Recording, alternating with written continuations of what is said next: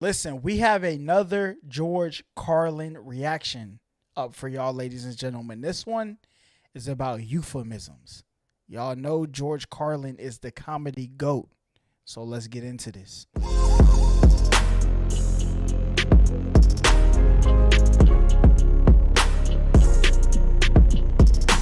What is good, HollaSquad? We are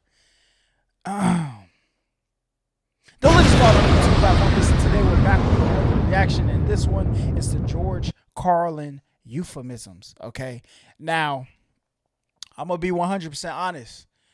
I know what euphemisms means. If you like described it a little bit, then I'll remember. But to be honest, I don't really remember. But first things first, I need y'all to smack that like button, bang, just like that. You know what I'm saying? With your other finger, hit that sub button, because we on the road to 1 million family members. We have currently passed the threshold of 100,000 of them things. Okay, George Carlin, my mans, I'm ready. I know he's about to drop the jokes. Let's get into it. With every generation. For some reason, it just keeps getting worse. I'll give you an example of that. There's a condition in combat. Most people know about it. It's when a fighting person's nervous system has been stressed to its absolute peak and maximum, can't take any more input. The nervous system has either snapped or is about to snap. In the First World War, that condition was called shell shock. Simple, honest, direct language. 2 syllables. Shell shock. Almost sounds like the guns themselves. That was 70 years ago. Then a whole generation went by, and the Second World War came along, and the very same combat condition was called battle fatigue. 4 syllables now. Takes a little longer to say. Okay. Doesn't seem to hurt as much. Fatigue is a nicer word than shock. Shell shock. Battle fatigue. Oh man, look like the war in Korea, 1950. Madison Avenue was riding high by that time, and the very same combat condition was called operational exhaustion. Oh yeah, that's too We're much. up to 8 syllables now, and the humanity has been squeezed completely out of the phrase. It's totally sterile now. Operational exhaustion sounds like something that might happen to your car. Then, of course, came the war in Vietnam, which has only been over for about 16 or 17 years. And thanks to the lies and deceit surrounding that war... Bro, is he getting to post-traumatic stress disorder? Is that what... Well, I don't know, maybe. Let me not jump ahead. I'm sorry. I apologize for ruining the joke. I don't know if that's where he's going, but I tried to jump ahead. Let me go back. For about 16 or 17 years, and thanks to the lies and deceit surrounding that war, I guess it's no surprise that the very same condition was called post-traumatic stress disorder. Still 8 syllables, but we've added a... Let's go. Let's go. Let's go. Hey, listen. I might be George Carlin in the flesh. Hold on, ladies and gentlemen. I love that joke. I like it. Okay, I like it. Not because I got it, but you know what I'm saying. Hey, listen. If I don't deserve a like for that, please come on now. And the pain is completely buried under jargon. Post-traumatic stress disorder. I'll bet you if we'd have still been calling it shell shock, some of those Vietnam veterans might have gotten the attention they needed at the time. I'll bet you that. Yes, hey. Okay, George.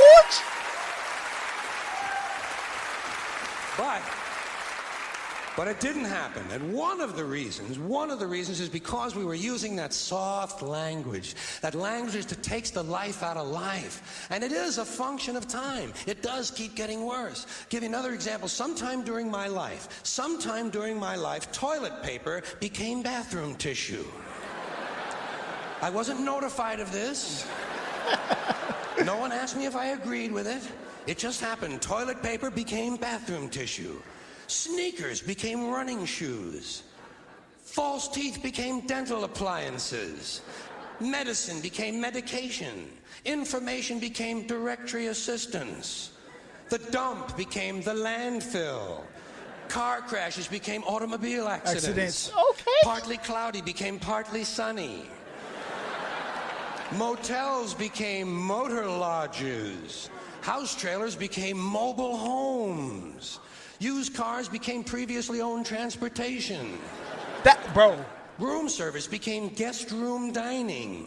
And constipation became occasional irregularity. When I was a little kid, if I got sick, they wanted me to go to the hospital and see the doctor. Now they want me to go to a health maintenance organization or a wellness center to consult a healthcare delivery professional. Poor This man people is used in to his live bag. in slums. Now the economically disadvantaged occupy substandard housing in the inner cities. And they're broke. They're broke. They don't have a negative cash flow position. They're fucking broke. Because a lot of them were fired. You know, fired. Management wanted to curtail redundancies in the human resources area. So many people are no longer viable members of the workforce. Smug, greedy, well-fed white people have invented a language to conceal their sins. It's as simple as that. The CIA doesn't kill anybody anymore. They neutralize people. Or they depopulate the area. The government doesn't lie and engages in disinformation. The Pentagon... Yo, somebody, I don't know if somebody could make George Carlin come back to life, okay? I don't know what type of witchcraft voodoo is out there. We need this man back on the planet, okay? We need him, all right? Talking like this, we need him now more than ever. He's in his bag. Actually measures nuclear radiation in something they call sunshine units. Israeli murderers are called commandos. Arab commandos are called terrorists. Contra killers are called freedom fighters. Well, if crime fighters fight crime and firefighters fight fire, what do freedom fighters fight? Ooh, that's a... George, come on. Hey, I like it. They never mention that part of it to us, do they? Never mention that part of it. My man getting that standing ovation, boy. And some of this stuff is just silly. We all know that. Like on the airlines, they say they want a pre-board. Well, what the hell is pre-board? What does that mean? To get on before you get on? They say they're going to pre-board those passengers in need of special assistance. Cripples! Simple, Hey, honest, he getting direct canceled in language. 2020 for that. There's no thing. shame attached to the word cripple that I can find in any dictionary. No shame attached to it. In fact, it's a word used in Bible translations. Jesus healed the cripples. Doesn't take 7 words to describe that condition. But we don't have any cripples in this country anymore. We have the physically challenged. Is that a grotesque enough evasion for you? How about differently abled? I've heard them called that, differently abled. You can't even call these people handicapped anymore. They'll say, we're not handicapped, we're handy-capable. These poor people have been bullshitted by the system into believing that if you change the name of the condition, somehow you'll change the condition. Well, hey, cousin, doesn't happen. Doesn't happen. Listen, I'm not even going to tell the joke I was about to tell because, listen, hey, somebody already clipped me out of context on this channel one time, all right? HMD, I see you, all right? So I'm not even going to tell the joke I was about to tell. We have no more deaf people in this country, hearing impaired.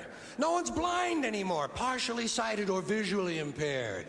We have no more stupid people. Everybody has a learning disorder. Or he's minimally exceptional. How would you like to be told that about your child? He's minimally exceptional. Oh, thank God for that. Psychologists actually have started calling ugly people those with severe appearance deficits. Bruh. It's getting so bad that any day now I expect to hear a rape victim referred to as an unwilling sperm recipient. Hey, slippery slope. It's a slippery slope, ladies and gentlemen. And we have no more old people in this country. No more old people. We shipped them all away, and we brought in these senior citizens. Isn't that a typically American 20th century phrase? Bloodless, lifeless. No pulse in one of them. A senior citizen. But I've accepted that one. I've come to terms with it. I know it's here to stay. We'll never get rid of it. That's what they're going to be called, so I'll relax on that. But the one I do resist, the one I keep resisting, is when they look at an old guy and they'll say, look at him, Dan. He's 90 years young. Imagine the fear of aging that reveals. To not even be able to use the word old to describe someone, to have to use an antonym. And fear of aging is natural, it's universal, isn't it? We all have that. No one wants to get old, no one wants to die, but we do. So we bullshit ourselves. I started bullshitting myself when I got to my 40s. As soon as I was in my 40s, I'd look in the mirror and I'd say, well, I guess I'm getting older. Older sounds a little better than old, doesn't it? Sounds like it might even last a little longer. Bullshit, I'm getting old. And it's okay, because thanks to our fear of death in this country, I won't have to die. I'll pass away.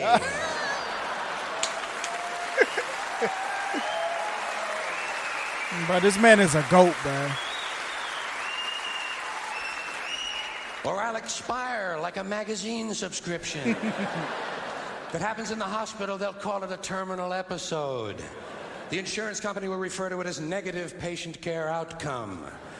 And if it's the result of malpractice, they'll say it was a therapeutic misadventure.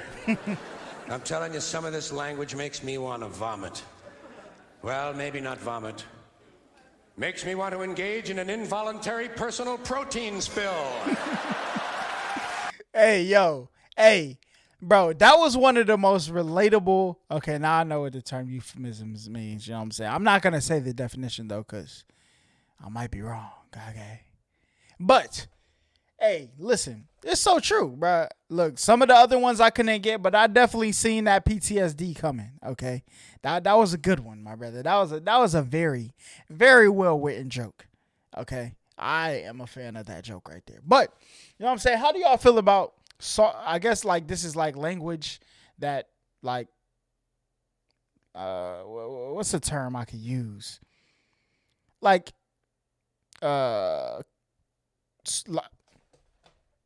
somebody let me know down below what I'm trying to say. Y'all get what I'm trying to say. It's language that is supposed to not be as harsh, less harsh language.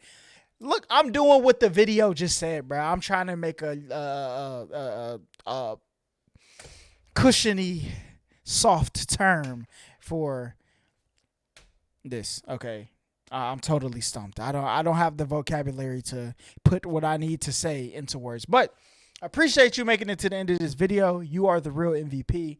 Make sure you smash that like button. Join the HollaSquad by hitting that sub button, because we need more family members like you that watch to the end. You know what I'm saying?